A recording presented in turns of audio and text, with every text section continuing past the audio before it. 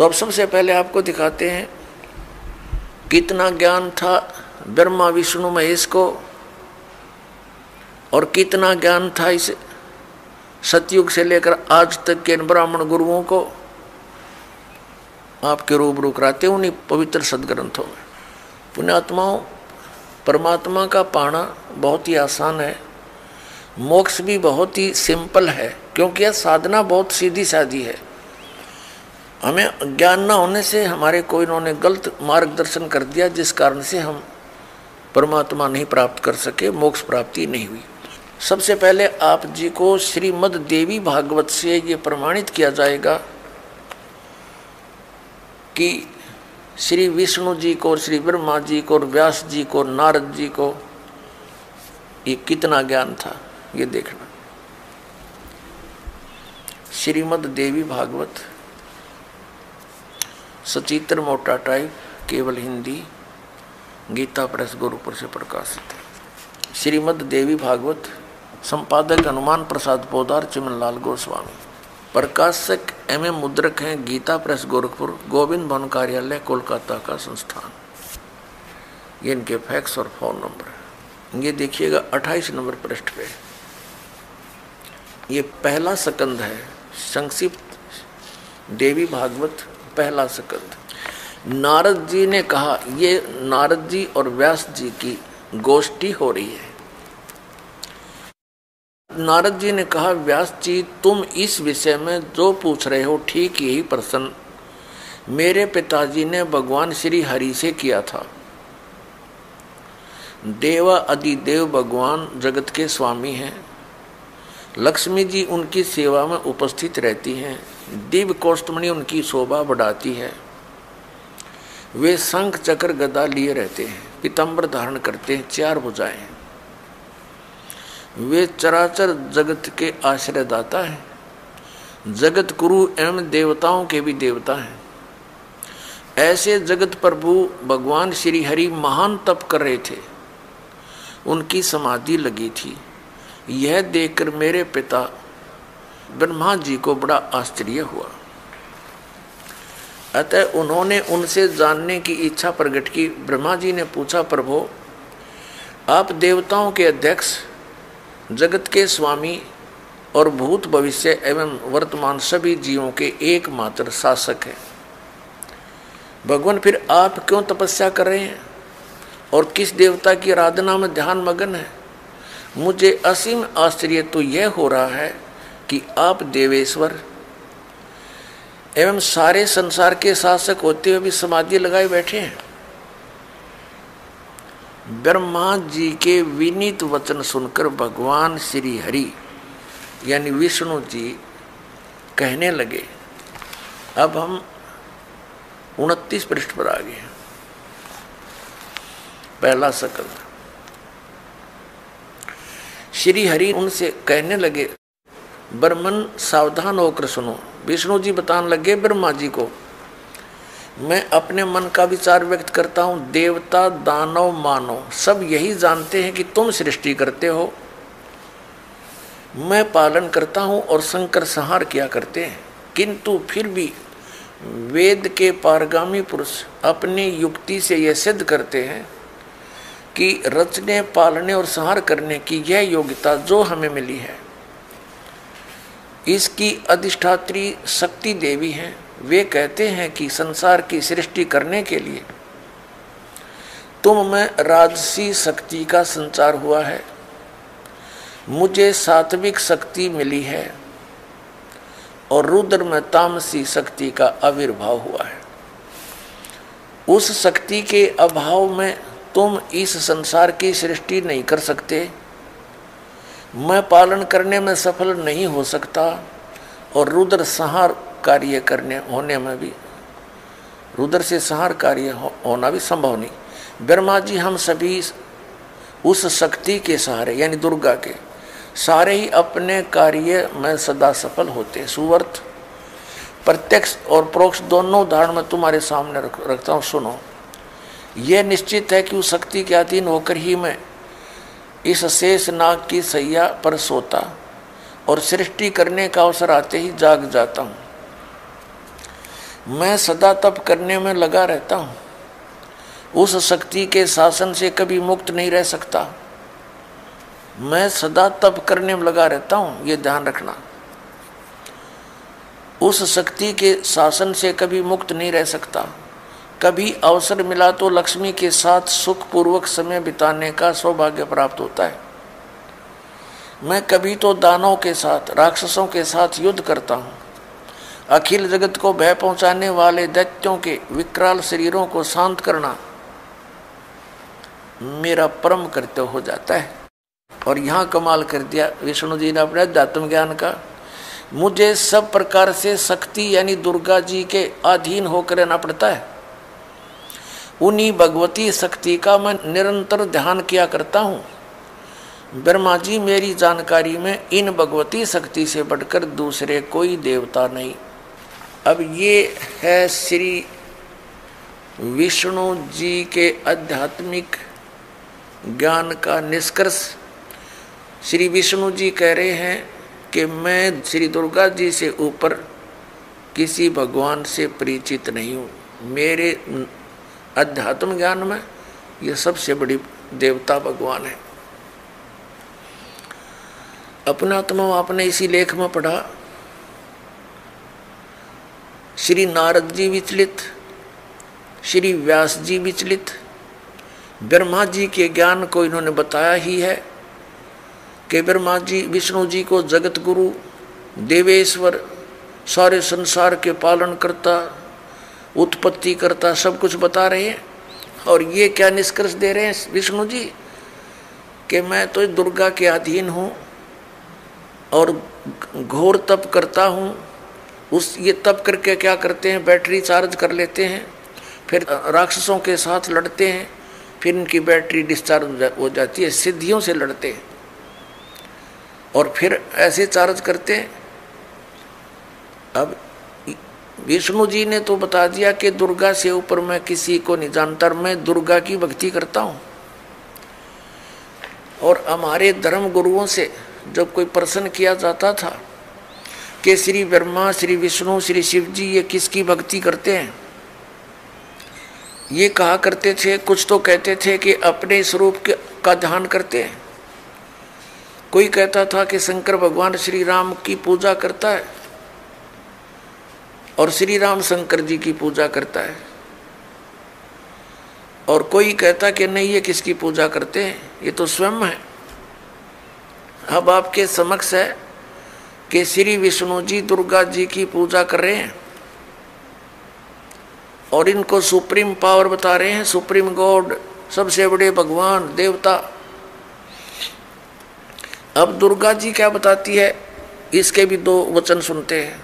ये देखिएगा 7वां स्कंद संक्षिप्त देवी भागवत 562 पृष्ठ पे। यहाँ देवी के द्वारा हिमालय को ज्ञानोपदेश ब्रह्म स्वरूप का वर्णन। श्री देवी जी क्या कहती है, श्री देवी जी कहने लगी, पर्वतराज अब मैं तुझे ब्रह्म के बारे में जानकारी, पहले तो इसने अपने बारे में बताया, लेकिन फिर कहती है नहीं, उस ब्रह्म का क्या स्वरूप है यह बतलाया जाता है, जो प्रकाश रूप सबके अत्यंत समीप में स्थित, हृदय रूप गुहा में स्थित होने के कारण गुहाचर नाम से प्रसिद्ध है और महान पद अर्थात परम प्राप्य है। वह समस्त प्रजा के ज्ञान से परे है, अर्थात किसी की बुद्धि में आने वाला नहीं है, यह तुम जानो। जो परम प्रकाश रूप है, जो सूक्ष्म से भी अत्यंत सूक्ष्म है, जिसमें संपूर्ण लोक और उन लोकों में निवास करने वाले प्राणी स्थित है, वही यह अक्षर ब्रह्म है, वही सबके प्राण है, वही सबकी वाणी है और वही सबका मन है। वह यह परम सत्य और अमृत अविनाशी। हम 563 पृष्ठ पा रहे हैं, 7वां स्कंद पढ़ रहे हैं। वह अमृत अविनाशी तत्व है, सौम्य। देवी जी कह रही हैं, उस वेदने योग्य लक्ष्य का तुम वेदन करो, मन लगाकर उसमें तन्मय हो जाओ। सौम्य उपनिषद में कथित महान अस्त्र रूप धनुष लेकर उस पर उपासना द्वारा तीक्ष्ण किया हुआ बाण संधान करो। और फिर भावानुगत चित्त के द्वारा उस बाण को खींचकर उस अक्षर रूप ब्रह्म को ही लक्ष्य बनाकर वेदन करो। प्रणव माने ओम धनुष है, जीवात्मा बाण है और ब्रह्म को उसका लक्ष्य कहा जाता है। अब इसमें क्या कहा है, श्री देवी जी कह रही है हिमालय राजा को कि आत्म मनुष्य को चाहिए ओम नाम का जाप करे और ब्रह्म पाने का उद्देश्य रखे। इतनी सी बात और कुछ नहीं। आगे देखो, इसी में फिर हम यहां जाते हैं नीचे, उस एकमात्र परमात्मा को ही जाने, दूसरी सब बातों को छोड़ दे। अब देवी जी दुर्गा जी अपनी साधना को भी कहती है वो भी छोड़ दो, केवल एक उसी परमात्मा की भक्ति करो। यही अमृत रूप परमात्मा के पास पहुंचाने वाला पुल है। संसार समुद्र से पार होकर अमृत स्वरूप परमात्मा को प्राप्त कराने का यही सुलभ साधन है। यह कहा कि इस आत्मा का ओम के जप के साथ ध्यान करो। इससे अज्ञान में मैं अंधकार से सर्वथा परे और संसार समुद्र से पार जो ब्रह्म है उसको पा जाओगे, तुम्हारा कल्याण हो। वो कहाँ रहता है? हम 563 पढ़ रहे हैं। वह यह सब का आत्मा ब्रह्म ब्रह्मलोक रूप दिव्य आकाश में स्थित है। वह ब्रह्म ब्रह्मलोक में रहता है, इसका सीधा सा अर्थ है। अपने आत्मा, ये तो अध्यात्म ज्ञान हो गया दुर्गा जी का। ये क्या बता रही हैं? श्री देवी जी कह रही हिमालय राजा को कि और सब पूजाएं त्याग दे, केवल एक ब्रह्म की पूजा कर, उसका ओम नाम है। उस साधना से तू ब्रह्म लोक को प्राप्त होगा। अपने आत्माओं, श्री मद भगवत गीता जी का ज्ञान ब्रह्म ने ही दिया श्री कृष्ण जी में प्रवेश करके। अब वो ब्रह्म क्या बोलता है? श्रीमद् भगवत गीता अध्याय नंबर 8 के श्लोक नंबर 13 में कहता है कि ओम इति एकाक्षरम। ये देखिएगा, आपको इन सदग्रंथों से रूबरू करेंगे तभी आपको विश्वास होगा इस दास की बातों पर। ये है श्रीमद् भगवत गीता, जयदयाल गोविंद का इसके अनुवादक हैं, गीता प्रेस गोरखपुर से प्रकाशित है। अध्याय नंबर 8 के श्लोक नंबर आपको 13 दिखाते हैं।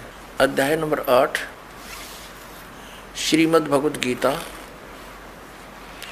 और यहाँ देखो 13वां श्लोक, ये 13वां श्लोक है। ओम इति एकाक्षरम ब्रह्म व्यवहारन माम अनुसमरण ये प्रयाति तजंदेहम स याति परमाम गतिम। अब गीता ज्ञानदाता ब्रह्म है, ये कहता है कि माम ब्रह्म, मुझ ब्रह्म का ओम इति एकाक्षरम, ये ओम यह एक अक्षर है। व्यवहारन अनुसमरण उच्चारण करके सुमन करता हुआ, ये प्रयाति तजंदेहम जो शरीर छोड़कर जाता है, स याति परमाम गतिम वो परम गति को प्राप्त होता है। जो ओम से मिलने वाली परम गति है वो क्या है? वो श्री देवी जी ने स्पष्ट कर दिया कि ब्रह्मलोक प्राप्ति होगी। गीता जी अध्याय नंबर 8 के श्लोक नंबर 16 में स्पष्ट किया है कि ब्रह्मलोक पर्यंत ये सभी लोग पुनरावर्ती में हैं, यानी वहाँ गए हुए प्राणी भी लौटकर संसार में आते हैं, जन्म मृत्यु समाप्त नहीं होती। ये देखिएगा, अध्याय नंबर 8 ही पढ़ रहे हैं हम श्रीमद् भगवत गीता का, और ये 16 नंबर है। हे अर्जुन, ब्रह्मलोक पर्यंत सब लोग पुनरावर्ती में हैं। अब पुनरावर्ती का इन्होंने यहाँ पर विश्लेषण किया सटार से, अर्थात जिनको प्राप्त होकर पीछे संसार में आना पड़े, ऐसे पुनरावर्ती इसको कहते हैं। अपने आत्माओं, अब ये ब्रह्म क्या बताता है? गीता जी अध्याय नंबर 4 के श्लोक नंबर 5 से 9 तक ये क्या कहता है कि अर्जुन तेरे और मेरे बहुत जन्म हो चुके हैं, तो नहीं जानता, मैं जानता। श्रीमद् भगवत गीता अध्याय नंबर 2 के श्लोक नंबर 12 में भी ये यही स्पष्ट करता है कि अर्जुन तू और मैं और ये राजा लोग पहले भी थे, पहले भी जन्मे थे, आगे भी जन्म होगा, ये ना सोच के हम वर्तमान में ही हैं। और गीता जी अध्याय नंबर 10 के श्लोक नंबर 2 में ये खुद कहता है कि मेरी उत्पत्ति को ये देवता लोग, ऋषि लोग ये नहीं जानते, क्योंकि ये मुझ से उत्पन्न हुए हैं। अब ये ब्रह्म जो है, इसको सरपुरुष भी कहते हैं, और कबीर परमेश्वर जी ने इसको काल भगवान कहा है। और इसने खुद गीता जी अध्याय नंबर 11 के श्लोक नंबर 32 में स्वीकारा है कि मैं काल हूँ अर्जुन, और अब प्रवृत्त हुआ हूँ। तो ये काल जो है, ये गीता जी का ज्ञान दे रहा श्री कृष्ण जी में प्रवेश करके। श्री कृष्ण जी को तो पता ही नहीं मैंने गीता में बोला क्या था। पुण्यात्माओं, इस दास के ये वचन आपको सारे उठ पटांग से लगेंगे एक बार तो, लेकिन धैर्य से सुनते रहना। प्रमाण देखोगे गदगद हो जाओगे, दांतों तो उंगली दबाओगे कि बैठा बैठा दिया हमारे आचार्य और शंकराचार्यों ने सारा गलत ज्ञान सुना के। कख भी नहीं पता इन आचार्यों शंकराचार्यों, हमारे हिंदू धर्म के गुरुओं को आज तक, ऋषि में ऋषियों को सतयुग से लेकर आज तक इनको कख भी पता नहीं वेदों और गीता का। अब आपको दिखाते हैं श्रीमद् भगवत गीता, इसके अध्याय नंबर 2 का, अध्याय नंबर 2 श्रीमद् भगवत गीता श्लोक नंबर 12। न तो ऐसा ही है कि मैं किसी काल में नहीं था, अथवा तू नहीं था, अथवा ये राजा लोग नहीं थे, और न ऐसा ही है कि इससे आगे हम सब नहीं रहेंगे। ये देखिएगा अध्याय नंबर 4 के, ये है गीता अध्याय नंबर 4 और श्लोक नंबर ये 5 है। यहाँ से इसका अनुवाद इन्होंने यहाँ किया है। हे परंतम अर्जुन, मेरे और तेरे बहुत से जन्म हो चुके हैं, उन सबको तू नहीं जानता, मैं जानता हूँ। फिर यहाँ 9वें में क्या कहा कि ये 9वां श्लोक है 4थे अध्याय का। हे अर्जुन, मेरे जन्म और कर्म दिव्य अर्थात अलौकिक हैं। अब यहाँ क्या बताया है, अध्याय नंबर 2 के, अध्याय नंबर 2 के श्लोक नंबर 17 में कहा कि अर्जुन, नाश रहित तो उसको जान जिससे संपूर्ण जगत व्याप्त है। इस अविनाशी का विनाश करने में कोई भी समर्थ नहीं है। यानी गीता ज्ञान दाता से अन्य है कोई जो वास्तव में अविनाशी है। गीता जी अध्याय नंबर 15 के श्लोक नंबर 1 से 4 और 16-17 में इन 3 प्रभुओं की जानकारी, 3 पुरुषों की। अब पहले आपको अध्याय नंबर 10 का श्लोक नंबर 2 दिखाते हैं। ये देखिएगा अध्याय 10 और श्लोक 2 में, मेरी उत्पत्ति को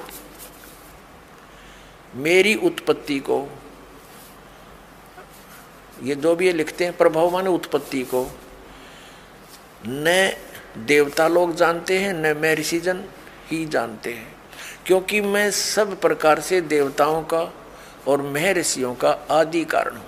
अब ये क्या स्पष्ट हो गया कि गीता ज्ञान दाता ये ब्रह्म है, सरपुरुष है। श्री कृष्ण जी में प्रवेश करके ये बोल रहा है, ये कहता है मेरा जन्म तो हुआ है, उत्पत्ति तो हुई है, लेकिन ये ब्रह्मा विष्णु महेश और ये ऋषि नहीं जानते, क्योंकि ये इससे ही उत्पन्न हुए हैं। ये इसकी संतान है, ब्रह्मा विष्णु महेश इस ब्रह्म के पुत्र हैं, और दुर्गा इन ब्रह्मा विष्णु महेश जी की माता है, श्री दुर्गा जी। अब गीता ज्ञान दाता ने, ब्रह्म ने स्पष्ट कर दिया कि मैं नाशवान हूँ, मेरी तो जन्म मृत्यु होती है, तो इसके साधक की भी जन्म मृत्यु होगी, क्योंकि ब्रह्मलोक में जाएगा, और ब्रह्मलोक में गया हुआ प्राणी फिर जन्म मृत्यु में आता है।